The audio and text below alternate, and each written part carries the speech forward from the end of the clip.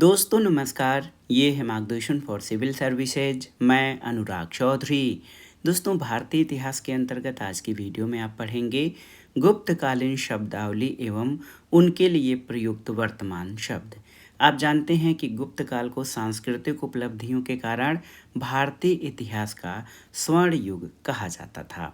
दोस्तों गुप्त शासन राजतंत्रात्मक था और गुप्त शासन का स्वरूप राजतंत्रात्मक होने के कारण शासन की जो सर्वोच्च सत्ता थी उसका उपभोग सम्राट करता था। उसी के अधीन व्यवस्थापिका, कार्यपालिका और न्यायपालिका का उद्गम होता था। और आप जान लीजिए कि प्रयाग प्रशस्ति इसके अनुसार समुद्रगुप्त राजधर्मानुसार शासन करता था। दोस्तों आप जान लीजिए कि गुप्तकालीन शासन व्यवस्था विकेंद्रीकृत समस्त साम्राज्य की शासन व्यवस्था 4 भागों में बटी थी: केंद्रीय शासन, प्रांतीय शासन, जिले का शासन और ग्रामीण शासन। इसमें कुछ महत्वपूर्ण शब्दावली है जो आज के शासन में भी प्रयुक्त होती है। आप जान लीजिए गुप्त साम्राज्य की सबसे बड़ी प्रादेशिक इकाई देश होती थी और इसके शासक को गोप्ता कहा जाता था। एक दूसरी प्रादेशिक इकाई भुक्ति या प्रांत होती थी जिसके शासक उपरिक कहलाते थे। भुक्ति के नीचे विषय या जिला नामक प्रशासनिक इकाई होती थी जिसके प्रमुख विषयपति कहलाते थे। प्रशासन की सबसे छोटी इकाई ग्राम थी। ग्राम का प्रशासन ग्राम सभा के द्वारा संचालित होता था। ग्राम सभा का मुखिया ग्रामीक कहलाता था और अन्य सदस्य महत्तर कहलाते थे। तो आइए जान लेते हैं प्रमुख गुप्तकालीन शब्दावली और उनके लिए वर्तमान शब्दों के बारे में। सबसे पहला शब्द है हमारा, आप देख सकते हैं, सर्वाध्यक्ष। तो सर्वाध्यक्ष राज्य के केंद्रीय विभागों का प्रधान होता था। राज्य के जितने भी केंद्रीय विभाग होते थे, यहाँ पे मैं नोट कर दे रहा हूँ, राज्य के केंद्रीय विभागों का प्रमुख जो होता था, केंद्रीय विभागों का प्रमुख ये सर्वाध्यक्ष होता था, जो सभी विभागों के मध्य समन्वय का कार्य करता था। प्रतिहार, तो ये अंतःपुर का रक्षक होता था। देखिए, अंतःपुर का रक्षक होता था प्रतिहार नामक जो है पदाधिकारी। इसी तरह महाप्रतिहार, तो महाप्रतिहार जो होता था ये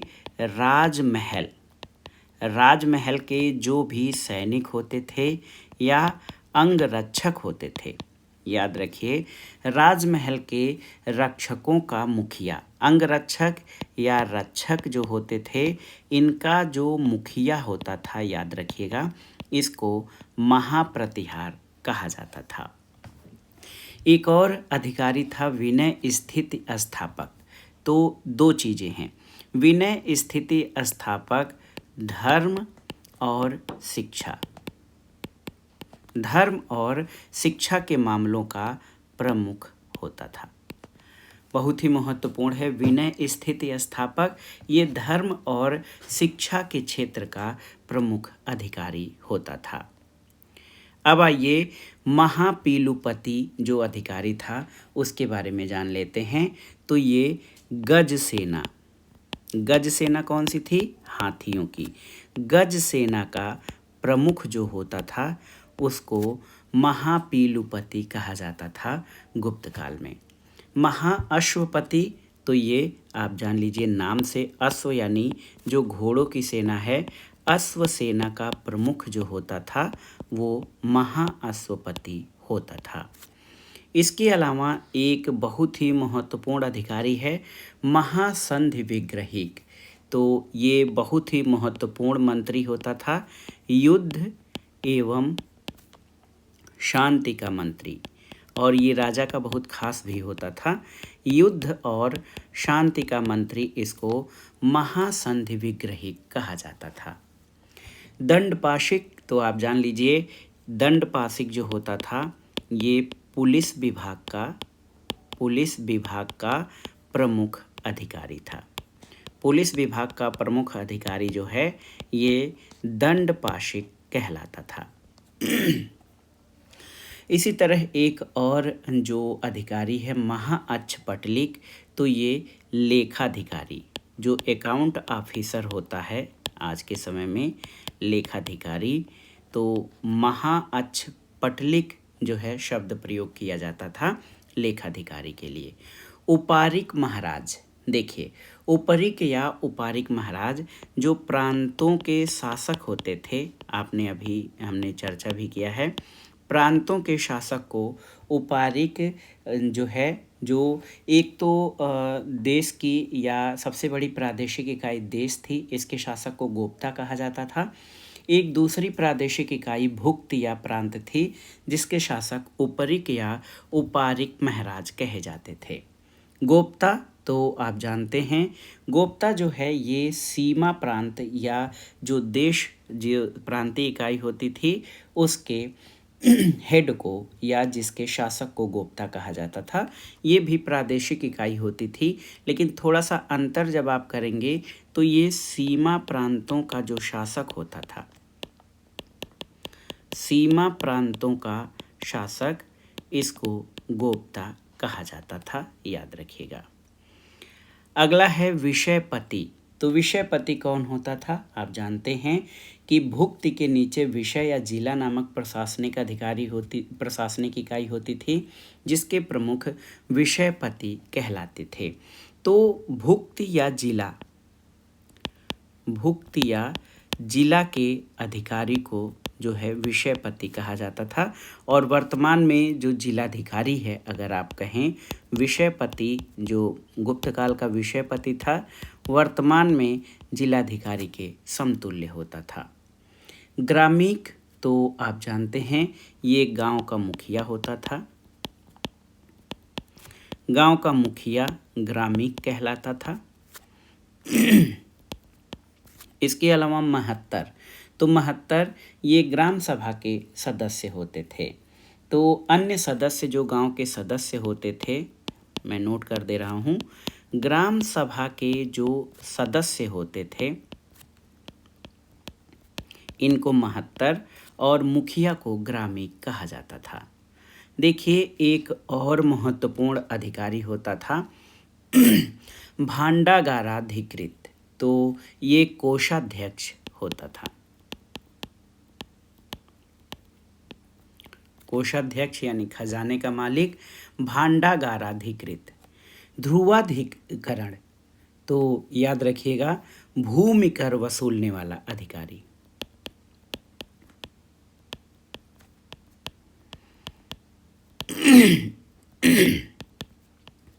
देखिए ध्रुवाधिकरण ये भूमि कर वसूलने वाला अधिकारी होता था। पुस्तपाल तो लेखा सहायक, लेखा सहायक को पुस्तपाल कहा जाता था गुप्त काल में। और एक महत्वपूर्ण एक जो अधिकारी है अग्रहारिक, तो आप जान लीजिए अग्रहारिक कौन होता था, बहुत ही महत्वपूर्ण है, आप जान लीजिए दोस्तों। अग्रहारिक ये दान विभाग का प्रधान होता था।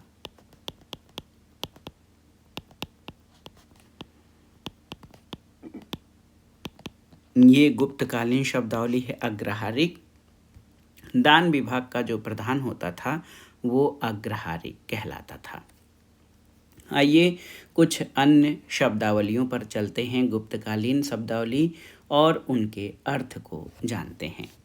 मौलिकम, तो ये मौलिकम जो होता था ये वन विभाग का अध्यक्ष होता था, याद रखिएगा। वन विभाग का अध्यक्ष मौलिकम होता था।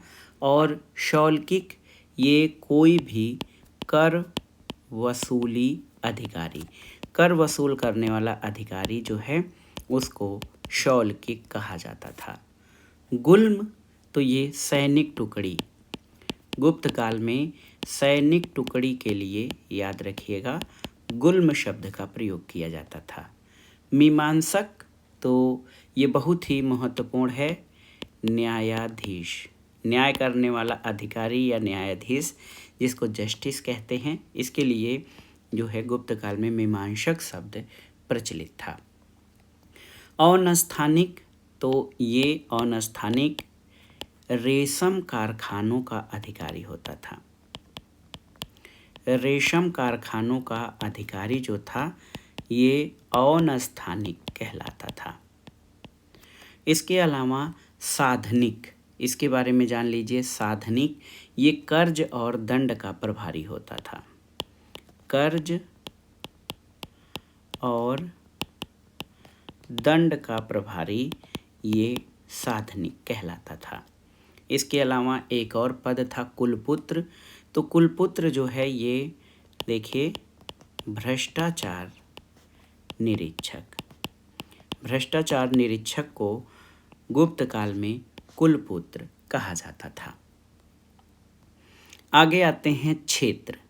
देखिए क्षेत्र किसे कहा जाता था, तो आप जान लीजिए क्षेत्र शब्द जो है वो खेती योग्य भूमि को गुप्त काल में क्षेत्र कहा जाता था। खेती योग्य भूमि जो होती थी उसे क्षेत्र की संज्ञा दी जाती थी। वास्तु, तो ये वास्तु जो है ये निवास योग्य भूमि होती थी। आज भी देखा जाए वास्तुकला वास्तुशास्त्र शब्द है। तो क्षेत्र खेती योग्य भूमि, वास्तु निवास योग्य भूमि थी। अपृहत, अपृहत ऐसी भूमि जो जंगली हो। जंगली भूमि को गुप्त काल में अपृहत कहते थे। सिल, तो ऐसी भूमि जो जोतने योग्य न हो। जोतने योग्य न हो ऐसी भूमि को सिल कहा जाता था। शर्करा, तो शर्करा चीनी से मतलब नहीं है। कंकरीली भूमि को गुप्त काल में शर्करा कहा जाता था। और अद्रखिल, देखिए बहुत ही महत्वपूर्ण है अद्रखिल, वह भूखंड जिस पर 1 वर्ष तक कृषि न हो। 1 वर्ष तक जिस भूमि पर कृषि न हो उसको अद्रखिल कहा जाता था। रूप्यक, तो आप जान लीजिए ये भी बहुत ही महत्वपूर्ण है। रूप्यक, तो रूप्यक किसे कहा जाता था, आप जान लीजिए कि गुप्त काल में जो चांदी का सिक्का होता था इसको रूप्यक, और स्वर्ण मुद्रा को दीनार कहते थे। दीनार जो है ये स्वर्ण मुद्रा को गुप्त काल में दीनार कहा जाता था। आगे चलते हैं। कल्पत उपकल्पत किसे कहा जाता था, ये भी बहुत ही महत्वपूर्ण है। तो याद रखिएगा कल्पत उपकल्पत जो है, जो वर्तमान में आज अगर कहा जाए सेल्स टैक्स, तो ये बिक्री कर को गुप्त काल में कल्पत उपकल्पत कहा जाता था। घटिका, तो ये बहुत ही महत्वपूर्ण शब्द है।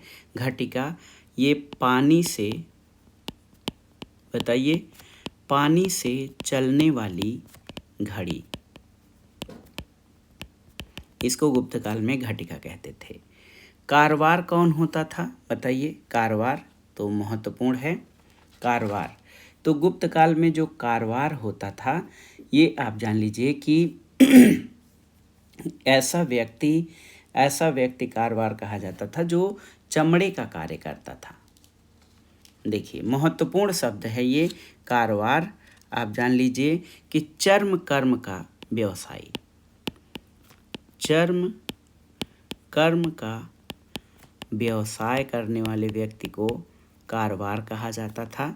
धनिक, ये भी बहुत ही महत्वपूर्ण है। आप जान लीजिए धनिक जो व्यक्ति होता था, धनिक ये कैसा व्यक्ति होता था, अनाज का व्यवसायी। गुप्त काल में अनाज का व्यापारी या व्यवसायी, इसे धनिक कहा जाता था। दशक, तो गुप्त काल में मछुआरा, मछली मारने वाले को मछुआरा, गुप्त काल में इसे दशक कहा जाता था। छिप, तो रंगरेज को गुप्त काल में छिप की संज्ञा दी जाती थी। सोपाक कौन होता था, तो ये अपराधियों का, याद रखिएगा बहुत ही महत्वपूर्ण है। सोपाक अपराधियों का वध करने वाला जो व्यक्ति होता था उसे सोपाक कहते थे। गूढ़ज, तो ऐसा पुत्र जिसके पिता का पता न हो। पुत्र जिसके पिता के बारे में जानकारी न हो। देखिए, गूढ़ज, ऐसा पुत्र जिसके पिता का पता न हो उसे गूढ़ज कहा जाता था। अब आइए अगले शब्द पर, भिल्ल। भिल्ल किसे कहा जाता था? तो आप जानते हैं, शिकारी। गुप्त काल में शिकारी के लिए भिल्ल शब्द प्रयुक्त होता था। लंघनट, तो तरह तरह के करतब दिखाने वाला जो व्यक्ति होता था तरह तरह के, उसको लंघनट कहते थे। मणिशिला, तो संगमरमर को, देखिए उस समय संगमरमर भी था, संगमरमर को मणिशिला कहते थे। आपड़, तो कोई भी दुकान है, दुकान को गुप्त काल में आपड़ कहते थे। वैदेहिक, तो ये व्यापारी को वैदेहिक कहा जाता था। कार्पटिक, साधु महात्मा जो होते थे इसको कार्पटिक कहा जाता था। पत्र, तो पत्र दोस्तों ये गांव की भूमि का छोटा सा भाग होता था। गांव का छोटा सा भाग इसको पत्र कहा जाता था। और पेठ, ये गांव की छोटी इकाइयों को पेठ की संज्ञा दी जाती थी। तो ये था गुप्त काल के प्रमुख शब्द, यानी गुप्त काल में प्रचलित जो शब्द हैं वो और उनके वर्तमान अर्थ। एक बार आइए इसको रिवाइज कर लेते हैं जल्दी कि गुप्त काल में जो प्रचलित शब्द थे, प्रमुख शब्दावली और उनके लिए कौन से वर्तमान शब्द प्रयोग किए जाते हैं। तो देखिए, सर्वाध्यक्ष ये राज्य के सभी केंद्रीय विभागों का प्रमुख होता था, जो उनके बीच जो है सभी विभागों का समन्वयक होता था। प्रतिहार अंतःपुर का रक्षक था। महाप्रतिहार राजमहल के रक्षक या उनका मुखिया होता था। विनय स्थिति स्थापक जो है गुप्तकालीन, ये धर्म और शिक्षा का प्रमुख होता था। महापीलुपति ये गज सेना यानी हाथियों की सेना का प्रधान होता था। महाअश्वपति अश्व सेना का प्रमुख होता था। महासंधि विग्रहिक बहुत ही महत्वपूर्ण था, ये युद्ध और शांति का मंत्री। दंडपाशिक पुलिस विभाग का अधिकारी होता था। महाअक्षपटलिक ये लेखाधिकारी होता था। उपरिक ये प्रांतीय शासक उपरिक कहलाता था। गोप्ता सीमा प्रांतों का शासक होता था। इसी तरह आप जान लीजिए विषयपति, तो विषयपति ये जो गुप्तकालीन जिला भुक्ति होता था उसके अध्यक्ष या उसके शासक को विषयपति कहते थे। वर्तमान में जिलाधिकारी जो है वो गुप्तकालीन विषयपति कहा जाएगा। ग्रामीक गांव का मुखिया होता था। 72 ग्राम सभा के सदस्य होते थे। भांडारगाराधिकृत ये कोषाध्यक्ष को कहा जाता था। ध्रुवाधिकरण ये भूमि कर वसूलने वाला अधिकारी था। पुस्तपाल तो ये लेखा सहायक होता था और अग्रहारिक दान विभाग का प्रमुख था। मौलिकम के बारे में जानिए, तो मौलिकम वन विभाग का अध्यक्ष होता था। सौल्किक कर वसूल करने वाला अधिकारी था। गुल्म तो सैनिक टुकड़ी को गुप्त काल में गुल्म कहा जाता था। मीमांसक न्यायाधीश के लिए प्रयुक्त शब्द था। अनस्थानिक ये रेशम कारखानों का अधिकारी था। साधनिक कर्ज और दंड का प्रभारी होता था। और कुलपुत्र भ्रष्टाचार निरीक्षक था। क्षेत्र, तो जो क्षेत्र शब्द है ये आप जान लीजिए, खेती योग्य भूमि को क्षेत्र कहा जाता था गुप्त काल में। वास्तु निवास योग्य भूमि को, अप्रहत जंगली भूमि को, सिल ऐसी भूमि जो जोतने योग्य न हो यानी कृषि कार्य हेतु न हो उसको सिल कहते थे। कंकरीली भूमि को सरकरा, और ऐसी भूमि जिस पर 1 वर्ष तक कृषि न हो उसको अद्रखिल कहा जाता था। चांदी के सिक्के के लिए रुपयक, और गुप्त काल में सर्वाधिक स्वर्ण मुद्राएं जारी हुई थीं, तो स्वर्ण मुद्रा को गुप्त काल में दीनार कहा जाता था। कल्पत उपकल्पत, तो बिक्री कर कल्पत उपकल्पत कहा जाता था। घटिका पानी से चलने वाली घड़ी होती थी। कारवार चर्म कार्य करने वाला व्यवसायी था। धनिक, तो अनाज के व्यवसायी को गुप्त काल में धनिक कहते थे। मछुआरा के लिए दशक, रंगरेज के लिए छिप और अपराधियों का वध करने वाला सोपाक कहलाता था। और गूढ़ज ऐसा पुत्र जिसके पिता का पता न हो उसे गूढ़ज कहते थे। अब आइए देखते हैं भिल्ल, तो भिल्ल शिकारी को कहा जाता था। लंघनट, ये तरह तरह के करतब दिखाने वाला व्यक्ति होता था लंघनट। मणिशिला संगमरमर। आपड़, दुकान के लिए गुप्त काल में आपड़ शब्दावली प्रचलित थी। वैदेहिक, व्यापारी को कहा जाता था। कार्पटिक, साधु, साधु महात्मा जो हैं उनको गुप्त काल में कार्पटिक कहा जाता था। पत्र, तो गांव का छोटा भाग, इसको पत्र कहते थे। और पेट, गांव की छोटी इकाइयों को पेट कहा जाता था। तो दोस्तों ये था आज का वीडियो। भारतीय इतिहास के अंतर्गत बहुत ही महत्वपूर्ण है। इसमें हमने गुप्तकालीन शब्दावली और उन शब्दों के लिए प्रयुक्त वर्तमान शब्द क्या हैं उनके बारे में जाना। ये वीडियो विभिन्न प्रतियोगी परीक्षाओं के सामान्य ज्ञान और सामान्य अध्ययन के साथ भारतीय इतिहास विषय से TGT, PGT, ELT grade, government inter college प्रवक्ता, गवर्नमेंट डिग्री कॉलेज, उच्चतर शिक्षा असिस्टेंट प्रोफेसर, केंद्रीय विद्यालय संगठन और नेट जेआरएफ इतिहास से तैयारी करने वाले छात्रों के लिए जो है ये वीडियो बहुत ही महत्वपूर्ण है। आप इसको अच्छे से तैयार कर लीजिएगा। तो ये वीडियो आपको कैसा लगा हमें कमेंट बॉक्स में ज़रूर बताइएगा। वीडियो को लाइक करें, शेयर करें और इस चैनल मार्गदर्शन फॉर सिविल सर्विसेज को सब्सक्राइब करें। वीडियो देखने के लिए धन्यवाद दोस्तों। नमस्कार।